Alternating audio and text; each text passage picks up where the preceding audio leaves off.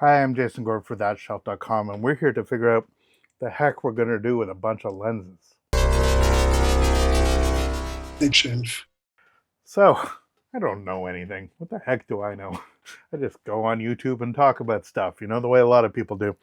But I talk into a camera, and I've sort of, over the years, I've sort of built up different levels of camera. I've shot with GoPro, I've shot with my DJI gimbal, but I had a Sony camera for a while that I was buying, that I bought, and it worked pretty well until it stopped. Done a bunch of videos now with my Canon R10, which is my main unit now.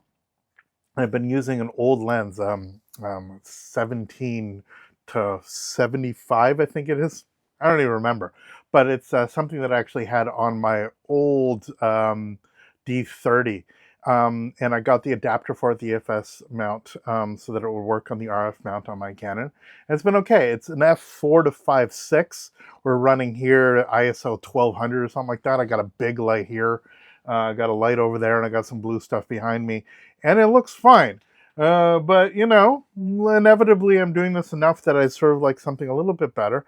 My camera is now, I don't know, probably 6 feet in front of me. My hand's reaching out, it's not quite touching it. But just the sort of layout, obviously it's a zoom, so I can actually change that. A lot of times I put it in a Premiere and actually zoom it that way, so I shoot a little bit wider. I have it. I do have a pole here, which is a little bit annoying. That's why I'm showing you. This is actually my projector. If you look at my last video, you can see why that I have this a form of portability. So I have this giant pole here. I have this giant light here. I got a light over there, all to make. Look, I got to work with what I can work with here. This is the face I got. So I've been looking for a way to actually sort of, I like my background. I like all my records. They're great. But I find it a little bit distracting. I think some people are going to enjoy sort of poking out to see what actual titles are there. But nonetheless, I think it's a little bit distracting, especially when I'm not necessarily doing something that is specifically vinyl related, although a lot of it is. Here's one that's about lenses. And so what did I do? I went and picked up, now again, I have a crop sensor. I have an R10, so I have a crop sensor. So even though it is RF mount, which is the new Canon mount, it does mean that there's multiplication factor that actually sort of essentially the equivalent of zooming in, as it were, on the lens itself, on the sensor, and then et cetera, et cetera. The camera people know way more about this than I even pretend to. So what I first looked at when I got a lens just yesterday is I went and picked up this guy. This is the RF 35mm f1.8 macro ISSTM. And again, even I got confused. I'm like, macro, oh, wait a minute, is that only for shooting macro? No, it's not. I'm an idiot, but in my head, it's just macro photography is a very specific. I'm just used to old school optical lenses that were only designed almost microscopic. But of course, a 35mm macro will allow you to shoot macro, which is great, but also it works for doing portrait photography, etc. The 35mm is essentially, I mean, again, the math gets weird. It's equivalent sort of a 50mm, something like that. Basically, the lens, it's not inexpensive lens, but because it's f1.8, it allows me to actually set it up, and ideally, because of the aperture, get a really nice background with bokeh. So that's one that I looked at, and then we'll get into some of the challenges about it in terms of how far away the camera has to be in order for this to be shot. We're going to show you sort of a comparison of all three. But I then decided that the 35 might not be the one, and then I was sort of down to two others. Suddenly I realized, like, oh, 35 is not going to necessarily work with my crop sensor. That's where these two guys come in. And a lot of people done a lot of very spectacular videos with much better setups and much better knowledge than I will ever have. So think of this as it's not the idiot's guide, it's the guide from an idiot of what to actually look at between these two lenses. And my decision to choose between Sigma and Canon, every piece of glass I had since back when I got my D30, or 30D, yeah, 30D. D30 was Nikon. 30D was that's how old it was. To buy Canon glass. Before, when I had an Olympus, I used to buy Tamron all the time because I always thought this was great. You could actually get a third-party lens that was less expensive than some of the Nikkor stuff, and for me, did everything I wanted to. I really like the idea. Sigma, obviously, I'm not telling you anything. I mean, it's so ridiculous. Like, ooh, Sigma makes good lenses. Yes, Sigma makes excellent lenses. And more importantly, they make excellent lenses that work on a wide variety of mounts. It's fantastic that way. And so they recently, this is a very, very, very celebrated lens, the F1.4, except it finally came out on an RF mount. And because it's an RF mount, I can actually pretty much just sort of my camera. Now, what I'm using now with EFS, I do, as I said, I have an adapter to go from EFS to RF, and it's worked very well, all things considered. And this is what you got. Like, I don't have to change. This is fine. It looks good. I'll cut now and show you if I zoom in a little bit in Premiere about how I could reframe it, and then we'll go back out. This is sort of where I have it set. This isn't at the full 17 width, but it's doing what it can, auto aperture, and this is basically how it shoot a normal video. So the lenses themselves are very similar and very different. So let's look at the two Canons first of all. So yeah, they look basically identical. These little cute little guys. They're plastic, but there's clearly a lot of glass on them. They're not quite, they're certainly not L construction. I don't have the money for that. This is already an exorbitant purchase, given the fact that the camera, this is close to the price of a camera body, which is insane. But of course, glass and camera go together. And the fact of the matter is that I am using this in a studio environment. I'm really not taking my camera out and shooting very often at all, but I'm doing a lot of these videos. So I've just figured enough's enough. I genuinely hate not having the right tool to do the job. It's one of those. Anyway, when you're looking at these, you're like, what the heck's the difference of them? Well, the difference is on the front, one says 24 and one says 35. They are both F1.8. The 35 millimeter one has been out for a while. This has been their workhorse. And again, not so long ago, they actually came out with a 24. They have not come out yet with a 16.1.8. There's a 16.2.5, I think it is, something like that. I don't know. I get lost in f-stops. More importantly, I never shop for camera stuff, so I don't know any of this stuff. I had to go and Google and do a bunch of stuff yesterday, but I'm just trying to find something that works with me and works with my setup. And again, that's what this video is for. So you can see an idiot struggling with all this stuff. The only thing I can think to do is to set these lenses on a camera and actually shoot, and I'll show you what I actually found. So there's the two Canons, and just to make everybody feel worse about themselves, this is the Sigma. Now, it is bigger, right? So it's kind of hard to get the black, but you get the idea. So the Sigma itself has obviously the same Canon RF mount on the other side, but even just by the lens cap, the actual light allowing in is significantly larger, just the way that it is actually set up. A 16 millimeter means that even if I'm very close, I'm getting a lot of fun, but it does allow me in some ways to actually shoot very wide, not dissimilar to what I'm doing now, but actually put the camera further back and then actually crop in afterwards, and I'll show some of that as well. But when I was first testing it, I actually had it so it was right in proximity, so it was relatively framed the same way that I would actually frame the fixed focal length of the 35, the 24, and the 16, just to show that. So let's show some of that now, and you can see some of my experimentation that way, and we'll go from there. So this one is the Sigma 16mm f1.4 DCDN. I thought I'd give it a try. The camera, I mean, it's like basically I can touch the camera right here. That's giving me a little bit of bokeh in the background, slightly softer. So yeah, I have this running at f1.4, ISO set to about 400. I haven't really adjusted the lighting totally perfectly, but at least you get the idea. I mean, I think it's really nice. I can look straight. I'm looking. I realize when I'm so close, I'm looking the image that I have above instead of in the barrel. Looking straight in the barrel this way with this product as I go here. Let's see what focus is like when we go close. It does a really nice job there of sort of doing the background. But as I bring this back up, it's a little bit slow for it to actually come back. And yeah, we'll see about in terms of the eyeline. If I'm actually staring myself up here, I think that the eyeline might not be so egregiously different. But nonetheless, this is our look at this lens. So this is the Canon RF 24mm f1.8. So the difference between this and the Sigma, This was a 1.4. I did have to adjust the lighting a little bit. But instead of it being the camera being right in front of me, I can sort of have a table here. So, you know, if I'm picking stuff up, like, you know, we just did review of records and stuff like that. You see, I think that the headroom's still a little bit is decent. Again, I'm sort of reaching out and I'm still a good 6 inches away from the camera here.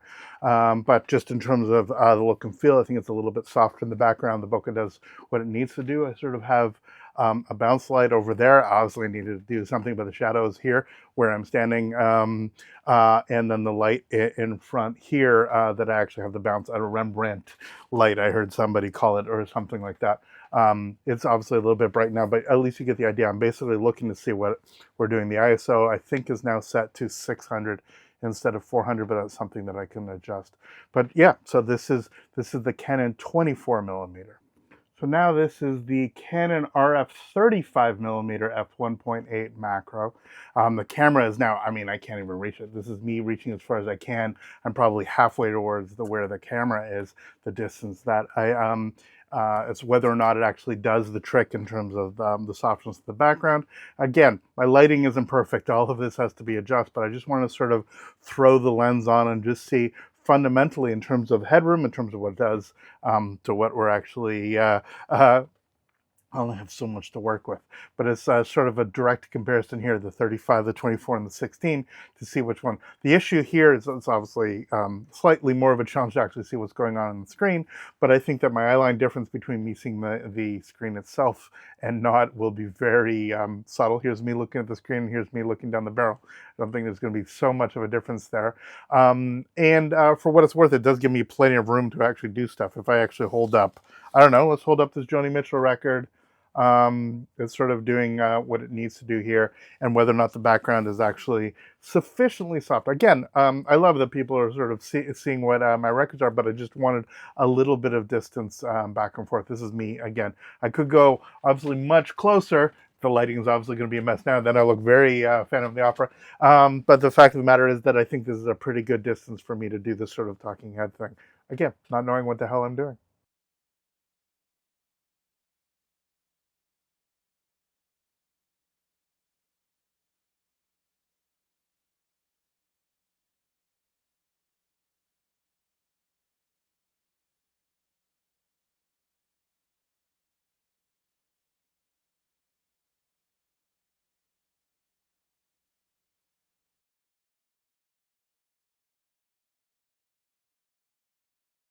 So yeah, you can see. I mean, yes, the coloration of this guy, of the Sigma. You know, I look a little paler.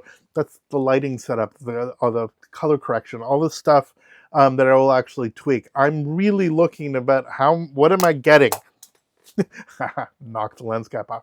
What am I getting in terms of the distance, about where I have to set up the camera, about where when I'm holding up records and stuff like that, that it actually works.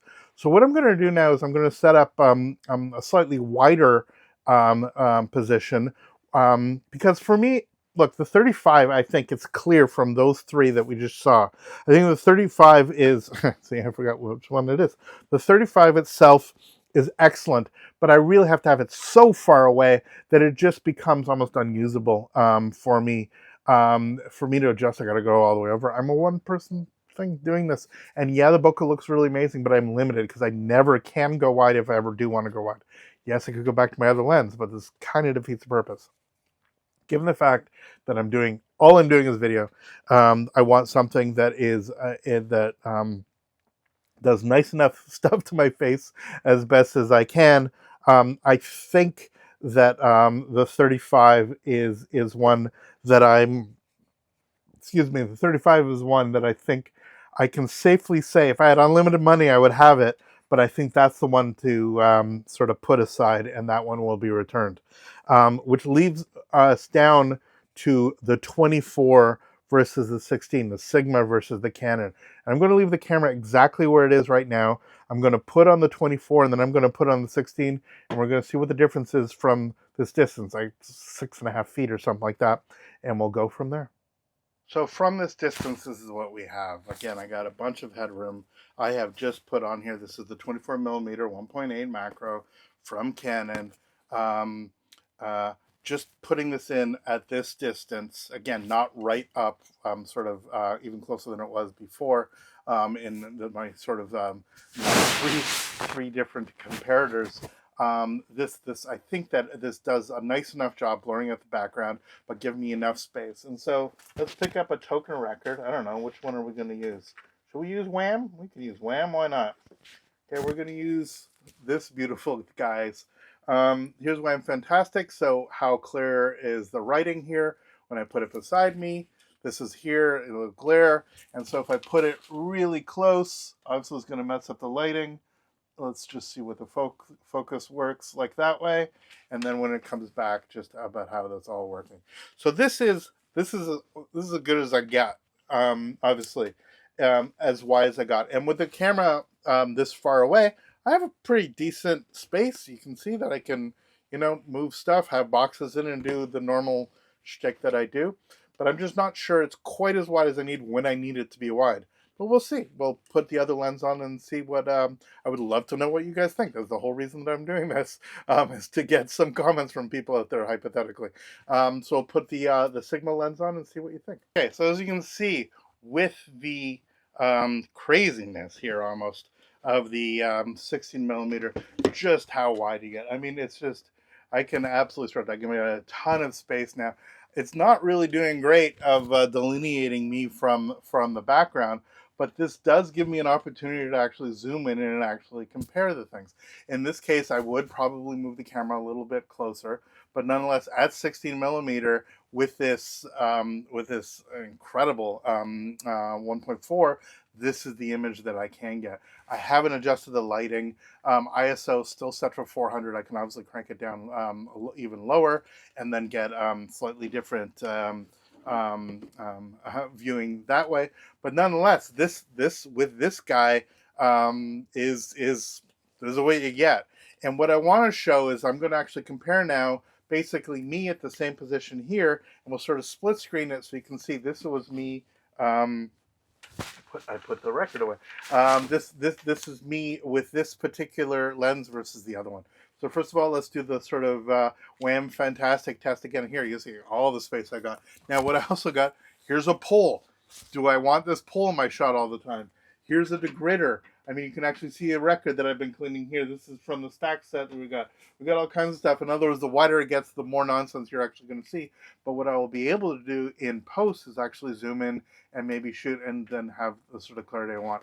I think I'm getting. I don't have everything dialed in. Of course, we're just looking now at focal length, coloration, color timing, lighting. All of that stuff comes after the fact. We're just looking for now about what is actually behaved. But yeah, there's a record here. Here's the record here. This is it really close. So if I do this right in front of me, let's see what the focus is like coming back. Not so bad. So this is sort of an extreme version. If with this lens, I would inevitably bring the camera back and frame it and get it a little bit closer than it is now. But I wanted to show just directly the 24 to the 16 and to show just what a difference it actually makes. And to make that point clearer, I've moved the camera forward probably 3/4 of a foot or something like that. So now I am looking straight into the barrel instead of looking up at the screen above. And if I pick up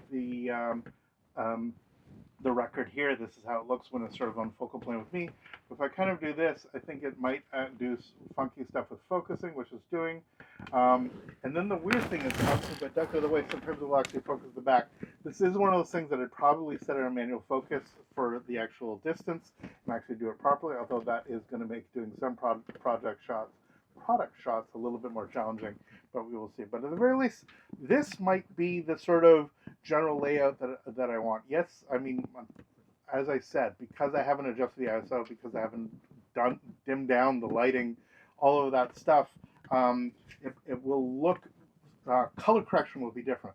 But what we're looking really is, does it work with the distance? And more importantly, what does it do for my background, whether it softens it or not? So this is the Sigma, but moved closer. And just to make the point even further, here's the same distance now, but with the 24, much closer, much less headroom. But nonetheless, I think a relatively pleasing image. Let's try the Wham Fantastic. Again, so I mean, I could get away doing this if I did want to show off a record, put it in the front. Let's look at how the actual focus works in terms of putting something really close like that and then moving away, etc., especially with faces on this. But yeah, there's the 24 from Canon. So yeah, I don't know what the hell I'm doing. I think the audio is now working, so I think we're back there. We'll see if I manage to fix that. Regardless, here's a look at the stuff. Here we have, again, the 35mm. This one I think is a beautiful lens, but it's clear that this one's going back. That's sort of a no-brainer. And it really comes down to whether I start shooting with the 24 or whether I start shooting with the 16. Sorry. Fact of the matter is that it's clear if I had the money, I would just buy both. I don't have that. So it looks like for now, I'm leaning based on what this is. This is actually currently I'm shooting with the Sigma 16. I have it sort of a reasonable distance away. You can see that I can almost touch the camera there. I believe if I'm holding up product that it does what I want it to do. We'll pull up the Wham again. I got the ISO down to I think it's 120 now or something like that. Actually, it's at 200. I can see that right now. But I think that the coloration is a little bit better. It's a little less stark than it was. I can obviously adjust. I can adjust color temperature on the lighting and stuff like that. The pole itself is not being shown. The edge of the light that is right here is not being shown. So I think this is a reasonably comfortable thing. I think I have enough distance behind. Whether or not the background is actually being taken care of a little bit better than my my other camera with this particular setup. I'm shooting at 160, I'm shooting at 1.4. I think this may be the solution for what I want. And then if I ever do need to go super wide and actually have sort of boxes and stuff like that in front that I actually need to open up, this is probably the camera for me. Plus the fact that it's just that extra little bit of f-stop difference. It means that if I am shooting whatever, something that is actually a little bit more challenging light-wise, I don't have to crank it nearly as much to do it. Anyway, we will see. Sigma versus the Canon, very, very close, very exceptional lenses. The prices within $100 or something like that of each. So it really comes down to which one I stick with, and the other one's going back. I would love to know your advice. If you've stuck with me this far on my journey, it'd be amazing. We'll see which one I actually end up with. I'm going to give it a couple days before I send the stuff back. As I said, 35 is going back, but now I have to decide between these two. And maybe you guys can help me decide. For thatshelf.com, I'm Jason Gover. Thank you so much for watching this. I know this one's a little weird, and if you've actually made it this far, just leave me a note in the comments saying, I got to the end. We will see you next video where it's a little bit less weird than this, a little less chaotic. But hopefully there are those of you out there going through a similar journey as I have, and this may be useful for you so you can actually see fundamental in this weird space what the difference are between these two lenses. If you're not such a photo nerd, I mean, I'm a photo nerd, but I have no skills. It's the worst kind. Anyway, all the best. We will see you next video. Take care.